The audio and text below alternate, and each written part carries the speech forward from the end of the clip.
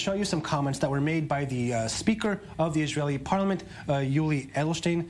He says that I think this despicable political murder had no historical impact.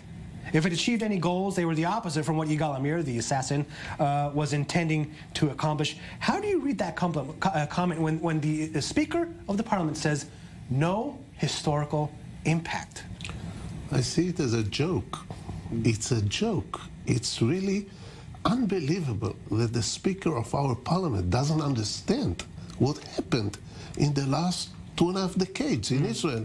This political assassination changed everything. Changed not only the foreign policy of Israel, it changed the society. It caused an unbelievable rift in the society. It had, of course, historical implications, and the fact that you have one of the top politicians in Israel not realizing it is, I don't know what to say, stupid, so I say it's a joke. I mean, I don't know, it may be a matter of interpretation or translation. I mean, I think, I was with Itamar Rabinovich, former ambassador to the United States, recently, and we were actually talking about Rabin and the Prime Minister Rabin and his legacy, which, of course, as an American Jew, someone who grew up in that era, we so greatly admired Prime Minister Rabin.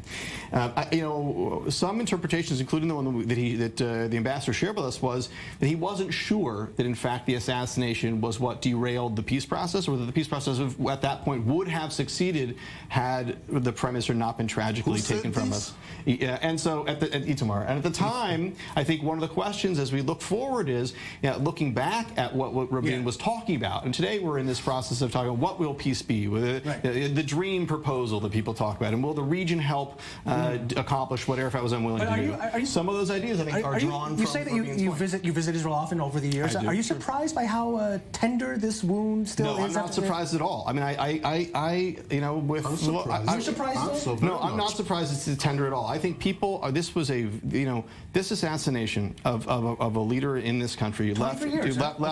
John F. Kennedy's assassination leaves an indelible mark in the United States many years later. I'm surprised especially when I saw a poll saying that only 60% of the Israelis believed Yigal Amir murdered Rabin. Really? Yeah. They believe it's a conspiracy theory. Of the Israelis do not believe Yigal Amir murdered Rabin. You could find American polling. And you could find more people who believe in witches than believe in. Okay, wrap it up. In 10 years or in 20 years. Okay.